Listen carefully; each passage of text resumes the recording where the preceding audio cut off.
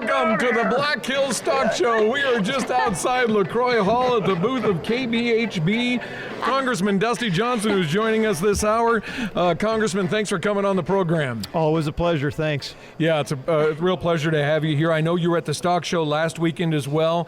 What a great economic event for South Dakota, huh? Yes, it is. I'm sure the economic numbers are way bigger than I would imagine. To me, though, it's honestly more cultural. Yeah. Right? I mean, this is a great opportunity to just come and see people. Some people I haven't seen in 20 or 30 years. Wow. Just get reconnected. Some people you see every year. I love this event. And you make a habit of. It's not just because you're running for governor. You're out here. You're out here every year at this. Oh yeah, I haven't missed a year, and I can't tell you how long. A decade, I would guess. It is not only the largest, but I think it is the best indoor event in South Dakota.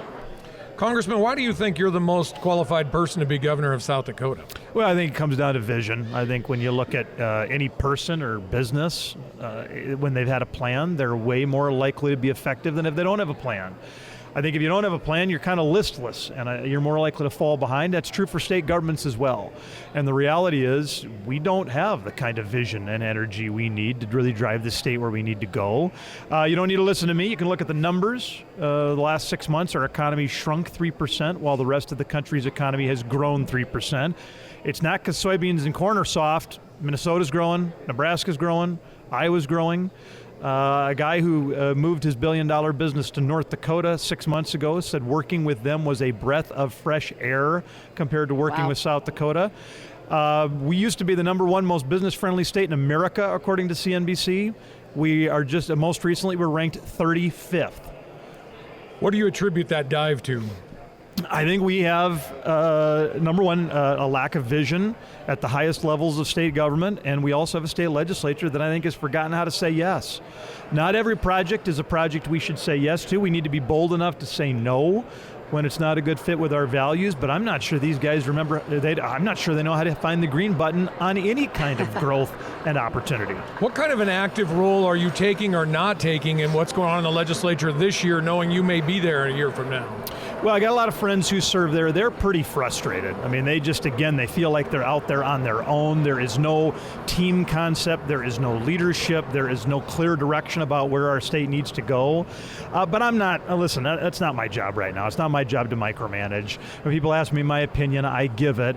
But I've got a day job that should be taking 60 or 70 hours of my week every week. We've got a governor, we got a state legislature, and although this session has been very, very messy, they really need to be the ones that own that messiness. You know, even though you're, of course, working in Washington, you must be following the bills and the content that's happening at the legislature this year. I mean, I have to believe you're more involved than you would let on, knowing that it could really matter to you soon, and probably involved to some degree all the time, even before you run for governor. Yeah, I mean, listen, I'm a good citizen, right? I care what's going on in my state legislature, and some of these people are dear friends of mine, and so yeah, you pay attention to what's going on with your friends. I'm just surprised at how little we're talking about the big issues facing the state. I mean, our reading scores have been in decline for something like 10 years. Our ACT scores have been in decline for something like 7 years. Our for 30 years we had an insanely good run. Yeah. We went from being literally a poor state, like 45th highest per capita income, to at some point we were above the average. The average South Dakotan was richer than the average American, and I just don't get the sense that we have the same forward momentum that we have had for most of the last 30 years. You talked a little bit about how the current legislature is having trouble saying yes to something. Among those items, developing some sort of a plan that could bring data centers to South Dakota. That doesn't seem to be going well this legislative session either. No, it's an absolute mess. And to me, this shouldn't be that hard. Not every data center project is a good project. That's why I rolled out my Data Centers Done Right proposal, which said, I mean, #1, we've got taxes on data centers that in essence nobody else has. That's not conservative. And if we just get our tax environment competitive to how other states have their tax environment, which again, that's a competitive thing, that's a conservative thing, having a tax environment that's competitive, we would be able to get data centers. And the economic opportunity would be remarkable. And little old Dual County, that's Clear Lake out on the eastern part of the state, all of the taxes that are paid to county government in any given year is $11 million. the one data center, which is a shed with computers in it, this is not something that should be scary, it's a shed with computers, they would pay $5 million a year. Imagine the kinds of reduced property taxes. Data centers create lower property taxes, and so I think we should welcome them here, provided that they can prove 4 things. Number 1, that they won't increase electric rates. Number 2, that they won't harm the water supply. Number 3, that they will create good, not mediocre jobs. And number 4, they will pay a mountain of taxes over the course of the next 10 years. But instead, it would look very much right now that South Dakota may miss out on these opportunities for these data centers compared to some of our neighboring states. Yes, that is the most likely scenario today with the leadership we have. We are going to miss out on it. North Dakota has seen, of every state in the country, they have seen their electricity rates drop the most in the last 3 years. They've also been among the most aggressive on data centers, because North Dakota knows that an electric grid has lots and lots of very big fixed costs. All of these transmission wires and all of the big power plants, and it gets cheaper if you have more people to spread those costs out over. And so when you do data centers right, your electric rates go down. We're going to miss out on that if we keep the same leadership we got. Do you consider it a primary tool, a primary method of lowering property taxes in this state? Well, if you want to lower property taxes, I'm going to take a step back. Clearly, we need to find some efficiency. 95% of property taxes go to cops, kids, roads, and bridges. And there is not a ton of efficiency there, or inefficiency there, but there is some, and we should find it, and we should make sure the taxpayer receives those benefits. But that's not going to give people enough of a tax break. If we really, particularly on the property tax side, if we want to reduce taxes, we need to grow the base. And there are 2 really important ways to grow that base. One is through making sure South Dakotans get to be more successful, and I've got plans for that. But the other is to make sure that some outside people are helping pay our taxes, and data centers is the biggest potential there. The retailers were able to bat down an attempt to raise sales tax as a potential tool. What is your take on sales tax as a tool for lowering property taxes, or do you think the sales tax needs to stay where it is? Well, automatically, if we don't do anything, the sales tax bounces back to its normal 4.5%. My plan is to take that revenue, rather than just spending it on stuff like government so often does, to put that money into property tax reduction. Under my plan, every single South Dakota homeowner would receive a tax credit every year on their taxes, and we would also give a tax holiday for 2 years to first-time home buyers. We know our young people, they feel lost, they feel like the American dream is drifting away from them, they don't feel like enough builders are building starter homes. My plan would transform that environment very quickly. One other note on that, we got almost 1 million South Dakotans living in the state. We also have almost 1 million South Dakotans living elsewhere. Some of those folks want to move back. What a powerful message for us to say, yeah, bring your young family, move back to Spearfish or Sturgis or Whitewood. We're going to help you in that first couple of years with that tax burden as you come in and buy that home. Do you think that's a real plan that could happen? It is a real plan that could happen. It's all paid for. The other guys who are running for governor, they've got plans that are frankly not as workable. Nobody else has a plan that provides relief to every single South Dakota homeowner, and that does it in a way that would already be paid for. Larry Roden's been governor of South Dakota now for a year. What has he done well? Well, Larry's a good human being, right? And so he has tried to make decisions that have the state's best interests at heart. Listen, that is a really, I suppose you could consider it a bare minimum, but unfortunately in politics these days, there aren't that many decent human beings. That's not true. There are plenty of decent human beings. There are also plenty of folks who are just there. They're narcissists or they're selfish. And I think Larry tries to do the right thing. Where has he come up short in your view? I think, and this happens with a lot of people in politics, sometimes you're so interested in not making mistakes, you almost have analysis paralysis. And so, this is Larry's second legislative session. 2 legislative sessions is half of what a governor gets in a whole term. And normally those first 2 legislative sessions, those are the really transformational sessions you get. The longer you stick around, the more you're a lame duck. So those early sessions are really the ones that move the needle. And so I guess I would say, what has been the transformational opportunity that Roden has advanced for this state? I don't have an answer to that. There's no bold plan for how we get educational attainment back online. There's no bold plan for how to create more prosperity for our kids. There is no bold plan for how to increase public safety. And so a good guy, he's a friend of mine, but we fundamentally differ on what does real leadership look like for South Dakota. Is it difficult right now, though, to govern in South Dakota with the makeup of the legislature and some of the difficulties that have taken place in the last few years in that regard? Oh yeah, I mean, if excuses are your jam, you got a lot of them you can pick from. But I guess that's not, I don't really feel like that's real leadership. I do agree that we have perhaps a few too many exotics in the South Dakota State Legislature, people who, again, can't find the green button. But a good leader goes and changes that. I mean, Larry's been, lieutenant governor or governor now this is his 8th year. The makeup of the legislature is in no small part a reflection of his leadership. And so I would just tell you as governor, I'm going to make sure, I'm already now as a candidate for governor, I have talked to hundreds of people about running for the state legislature.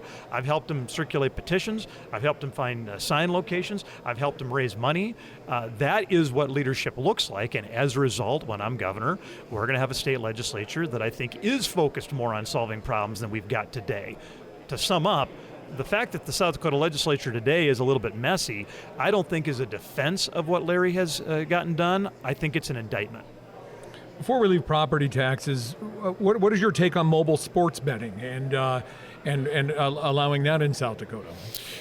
Well, we're certainly going to have people do a certain amount of mobile sports betting. The question is, are we going to continue to shove all of this stuff overseas and South Dakota not receive the benefit? Listen, I'm not the world's biggest fan of gambling. It's not my vice of choice. Lord knows I have vices. You could have seen me do a couple of them last night as I walked around with a beer or two here at the stock show.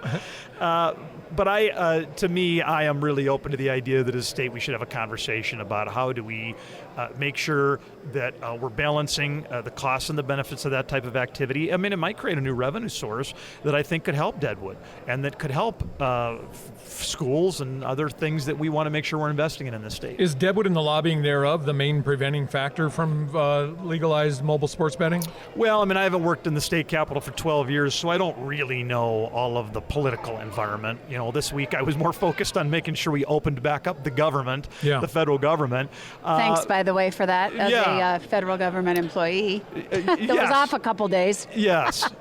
Well, and just for a 30-second digression, I know the standard cliche is that nothing ever gets done in Washington, D.C. I do want to say it's been a pretty remarkable year. Now, has it been messy? Yes. Have there been some mistakes? Yes. But, 3 things. We've also cut $1.7 trillion worth of mandatory spending, the most ever.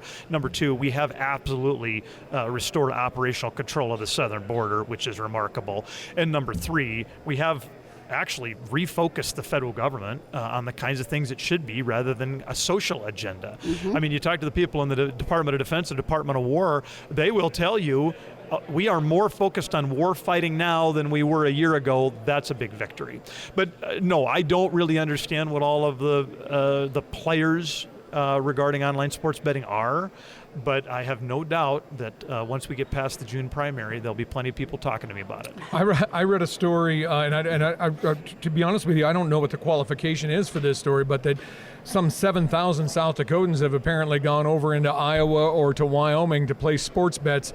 And the originator of this article was suggesting that that's just direct loss that could have been taxes in South Dakota's coffers. I have friends. Mitchell is not as close to Larchwood as Sioux Falls is, but I have friends from Mitchell that will drive over to Larchwood, Iowa to place those bets. So that's just anecdotal. I don't want to know what the actual numbers are, but I clearly know there is money being lost. You talked about immigration and improved immigration situation along the southern border. We were talking with Ron Jeffries, the general manager of the stock show, off mic a little bit ago, and he said one of the things that he had talked to you about a little bit is H-2B visas. And now that the border is improved, but we need a plan to be able to get some of these folks into the country legally because we have jobs that need filled. Talk about that. Yeah, for too long, it was far too easy to get here illegally. and it's been far too hard to get here legally. We have addressed not just the president, although he's done the lion's share of the work, but Congress on a bipartisan basis has also passed dozens of bills that do a good job of keeping the southern border safer. But now we need to segue to Chapter 2. Which is, yes, what is the role of work visas in making America stronger and more prosperous? What is the role of a pathway to citizenship, not for people who've broken the rules, but for people who followed the rules? What does that look like? Talked to the White House about it a number of times. Donald Trump will be meeting with, as soon as he can work it into his busy schedule. There are about a dozen members of Congress who are buddies of mine who have some plans for how do we improve this legal system. Again, H-2As, H-2Bs, these make Americans, these make South Dakotans richer and stronger. Let's talk a little bit when done properly. So immigration has been improved, that situation. Secretary Noem deserves some credit for that. But also, let's talk about the missteps. Secretary Noem made some what turned out to be really blatantly false comments about the Alex Petty situation in Minneapolis. And tried to walk that back a little bit later, saying we were going with the information we had at the time. But it seems like everyone could see with their own eyes, even at the time, that that was probably false information. How do you feel about that? Yeah, of course, I've known Christy for a long time, and she is the first person to acknowledge that none of us are perfect. I mean, that's a part of her faith tradition and mine. We understand how fallible we all are. I mean, I did think she did a nice job of acknowledging that those statements were not accurate, but that they were the best she had available at the time, she said. Were they the best that she had available at the time? Well, I don't know. Or did they try to develop a narrative they liked? Well, I suppose as politics, not hard to imagine that there is narrative setting, but I think it was done in good faith. But I mean that's the lady I know, right? I mean, Kristi Noem does act on a regular. I mean, she's a good human being. She tries to do the right thing. That doesn't mean she doesn't make missteps. And I think she's acknowledged that during the fog of war, after those officer-involved shootings, that we could have had better information. Has Secretary Noem engaged in a bit too much grandstanding as a part of her job? Oh, I mean, I think it's been, I choose to judge people on the basis of their results. And I think when you look at where the southern border is at, I mean, it's pretty remarkable. I mean, this was not an easy fix. We let not you, not me, but our federal government let 8 million people into this country illegally in 4 years. Anybody who thinks that kind of a cleanup on aisle 3 was going to be done quickly or easily is not being realistic. Fair enough. How much does character matter for a politician in your view? If you don't have that, I don't know what else matters. I think there are, and as a voter, there are times you maybe only know 10 or 15 things about a particular candidate, even if you're paying attention. There are thousands of issues they may face. And so the question isn't, when they in Congress have to decide on what should our relationship be between, Greece and Northern Macedonia. I mean, nobody was going to ask that at a town hall meeting. So it's somewhat you have to assess, is this person of the kind of character and work ethic that they will do their best to get to a solution that's going to be helpful, and that has character at its core. I imagine that you've heard a lot of good things since you've been here at the stock show. Cattle prices are high, the weather is good, but you're also talking to a lot of producers the last couple of weeks. What are people in production agriculture concerned about that they've been asking you about these last couple of weeks here at the stock show? Input prices, that is a major problem. And then the trade war, how that's going to develop, right? That's more of a row crop thing, but it's not exclusively a row crop thing. Of course, the cattle guys have high inputs too. Some of those high inputs are impacted by tariffs. And so I think part of the question is, all right, we understand the plan. The president wants better trade deals and wants to use tariffs as a tool to get them, but we kind of thought this would have played out more quickly than it has. Mm-hmm. And so, Dusty, what does the next 6 or 9 months look like? And is there something we can do to get us to a better spot? I would also say workforce is not an infrequent issue that's raised. Yeah, for sure. A couple other things that have happened in the ag sector. What is your take on the lab-grown meat bill that is out there? Listen, I'm never going to eat lab-grown meat. It seems super gross to me. Yeah. That being said, most of my friends who are independent cow-calf guys, they just say, listen, we're not scared by a market, right? I mean, either it's safe or it's not, and that determination should be made by scientists, right? And if it's safe, then we're going to compete and we're going to kick its ass, because there is nothing that is going to beat a really good piece of South Dakota beef. Let's say it's safe to say that those of us at this table and almost all of our listeners would agree with that statement. But is such a bill, are there other ramifications to be considered, among them the legal challenges and the cost of that might come about if a bill like that were to be passed? Well, I'm a free market guy, and I don't, in general, I don't love big government conservatism any more than I love big government liberalism. And so my default assumption is that if something is safe, that consumers should have the freedom to be able to choose it or reject it. That's my beginning. That doesn't mean you can't get me off that spot, but that's my natural conservative philosophical approach. Now, if you start telling me that reducing people's freedoms to choose their food can also cost the state of South Dakota a few $1 million in judicial costs, well, you're certainly not sweetening the pot there. We're with Congressman Dusty Johnson. We're going to take a short time out and come back. Dusty Johnson's a candidate for governor of South Dakota. We're going to keep talking about it in just a moment. The KBHB Broadcast Center of Home Slice Media, just outside LaCroix Hall, here at the Black Hills Stock Show on the final Saturday of the Stock Show. Congressman Dusty Johnson is with us this hour. Congressman, have you taken any rodeo yet since you've been here? Yeah, the first night I went to Extreme Bulls, and it's an insane amount of fun. Isn't it? I mean, part of it is I was with buddies. Part of it is the overall environment. Part of it is seeing the quality of the competitors, both the stock and the cowboys. It is absolutely insane how talented they are. Yeah, three years in a row they've won Large Indoor Rodeo of the Year from the PRCA here. Sutton Rodeo has, celebrating their 100th anniversary this year. Yeah, I don't want to get in so much trouble that the Attorney General arrests me, but we were placing some side bets among my friend group as we were watching the Bulls. It's kind of a fun game. When you're up, you announce the score that you think the Cowboy received.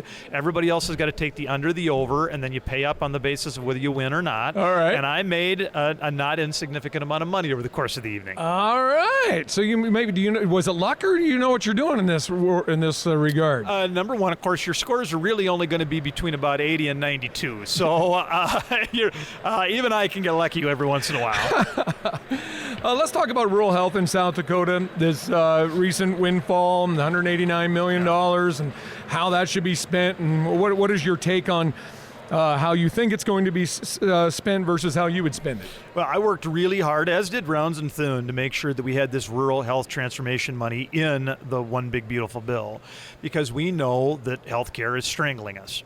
Listen, for a lot of people, a lot of things work great in healthcare as far as delivery, but it is hard to understand why the costs are the way they are. At the federal government level, if we don't do something different, within the next 20 years, every single dollar of federal tax revenue will be gobbled up by our federal health care programs. There will not be a nickel for a poor kid's school lunch, not a nickel for a nuclear submarine, not a nickel for Mount Rushmore. And so we have got to transform health care, or we will go bankrupt.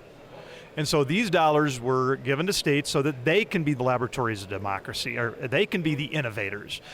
What the governor has rolled out, I think, is good. There are going to be some nice things to invest in, but they're overwhelmingly ongoing expenses. So we're going to build in for 5 years all these new ongoing expenses. Then the money's going to go away, and then who's going to get left holding the bag?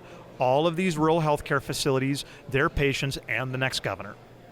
And so if I had one thing that I would want to see more of, it's how do we invest not in just buying more of the mousetraps we have, but how do we actually go in and experiment and design a better mousetrap so that our cost structure fundamentally changes long term. And how would you spend it? I think we fundamentally don't understand how to treat substance abuse in a world with meth and fentanyl.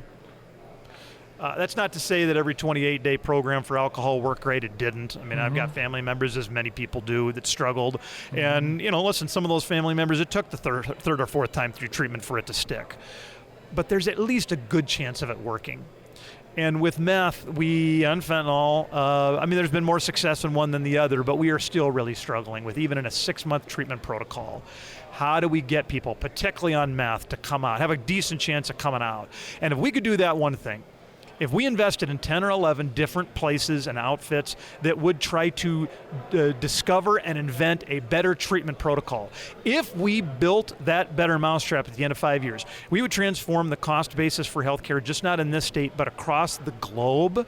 I don't know, maybe I'm a guy who thinks too big, but to me, that would be the golden ring. Let's talk about tribal relations for a moment. Tribal relations between South Dakota and the tribes in South Dakota were probably at an all-time low under the Nome administration. Maybe that has been improved some. What will the Dusty Johnson administration do to improve relationships with the tribes? Well, past results can be a pretty good indicator of future performance. In the last 2-year Congress, I was named literally the #1 best member of the U.S. House of Representatives out of 435 of actually getting things done in tribal affairs and for Indian country. #1. That's not me saying that. That's the University of Virginia. They crunch the numbers and they say who actually gets amendment on bills, who passes bills, who actually delivers wins. And that is not because of me. That is because we are talking on a weekly basis with the presidents and the tribal chairmen of these tribes. We're talking to financial leaders and religious leaders and community leaders in Indian country. We've got a great relationship, and we are going to keep that brand of success going if I'm governor.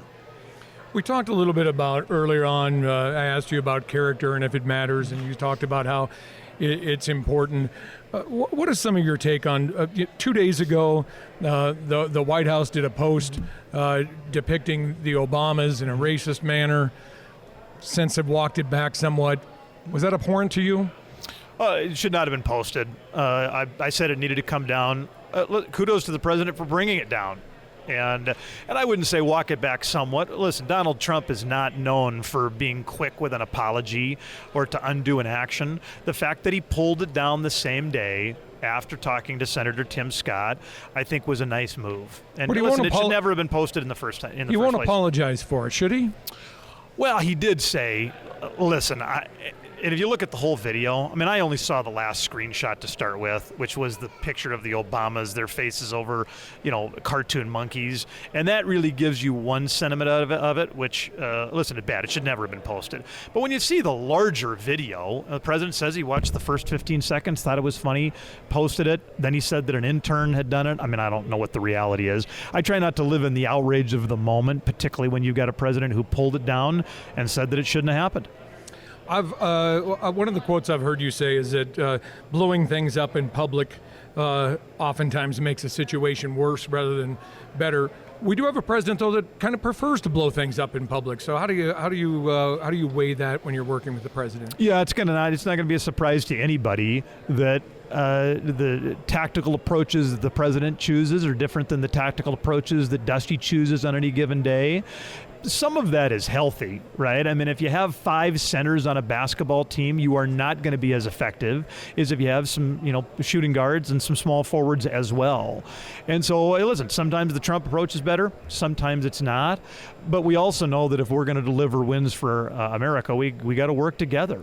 I mean, President knows that he and I have we have intense fellowship, not infrequently, about what we need to get done on some of these issues you and I have been talking about.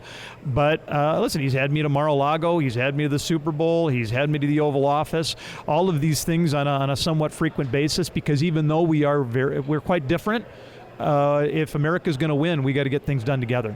Let's bring it back to where we started this conversation. Why do you want to be governor of South Dakota? Because I think the next 20 years of this state can be the best 20 years we've ever had. But that is not going to happen by accident, and that is not the path we're on today. If we grab 10 people walking through this hallway here at the stock show, and we ask them, hey, what's the real plan for South Dakota over the next 5 or 10 years? They would say, well, I don't think there is one. And they're right. Nobody in this venue can describe to us what kind of bold vision that we've had a governor kind of build by consensus through a statewide conversation. And if you don't have a plan, you're not going to have success. And if you don't have success, you are not going to have the kind of 20 years that my kids deserve. And to me, that's unacceptable. How do you decide how to spend your time right now between running for governor and being the lone U.S. congressman from South Dakota? Well, listen, work comes first. I mean, we are going to continue to do right by South Dakota. I mean, in Congress, in the last 3 months, I have managed to get 4 bills passed off the floor of the U.S. House. It is almost, listen, people say we hardly get anything done. That's probably an overstatement. But we clearly do not pass as much legislation as we should. For me to have gotten 4 bills out of the U.S. House in the last 3 months, nobody else can say that. And so not only are we running, I think, the most proactive and grassroots-led campaign for governor, we are also getting more done in Washington than I think probably any of my colleagues. When you look at polls, and polls can be polls, of what's going to happen in the national elections next fall, it would appear right now it could be a poor midterm for Republicans. What does the Republican Party need to do between now and November to change that narrative? Distractions, I think, are a problem. I think if we talked almost single-mindedly about the things that we have done to secure the southern border, about cutting $1.7 trillion in mandatory spending, about getting the woke out of government. And I suppose we do need to do some things to address affordability, particularly in healthcare. I've got some plans. I mean, if we talked about those 3 accomplishments and that one opportunity, boy, those are about 80-20 issues. When we're talking about other things, I think the coalition starts to weaken. What are those other things? I mean, why are these? Why does the public appear to not be, by large, appreciating the accomplishments enough to want to elect more Republicans in the fall? At least based on the polling we're seeing right now. Yeah, I think that we're in a chaotic world, and there are 100 zany things or frightening things that happen across this globe every single day. And there is a natural desire of politicians and media to chase the shiny object. And of course for citizens too, right? I mean, politicians and media mostly respond to incentives in the marketplace. And so it takes a particular type of message discipline, and I think a particular type of vision to stay focused on only talking about the 3+1, and it's not easy. Speaking of polls in South Dakota, the last poll I saw, maybe there's been a newer one, it looked like you and Governor Roden were neck and neck. What is your take on the status of the state of the race? Well, not quite neck and neck. We've, had in every poll I've ever seen, I've had a lead, but 4 months is a lot of time for me to screw it up. We're not taking any victory laps yet. Private polling shows that things have gotten much stronger for us. The last poll that was released was done during the 3rd week of the government shutdown. On average, nationally, that took 7 points off of every member of Congress. People were rightfully pissed. And it was kind of a pox on their house for anybody who was in Congress. I would say we've seen those 7 or 8 points come back, and as a result, this race, we're certainly not overconfident, but I would tell you that we're running the kind of race where we have every expectation we're going to win. Congressman, you've been great with your time. We appreciate it. Anything else before we let you go today? Well, thanks for the opportunity. Obviously, you guys are an institution, as is the stock show. And I'm going to go talk to some of my bosses and have them tell me what I'm getting wrong. All right. Thank you very much, Congressman. Appreciate your time. Yeah, you bet. Dusty Johnson, the lone U.S. Congressman from South Dakota and candidate for governor of South Dakota, has been with us throughout the hour here on KBHB. We'll take a short time out, and then we'll return to the Black Hills Stock Show.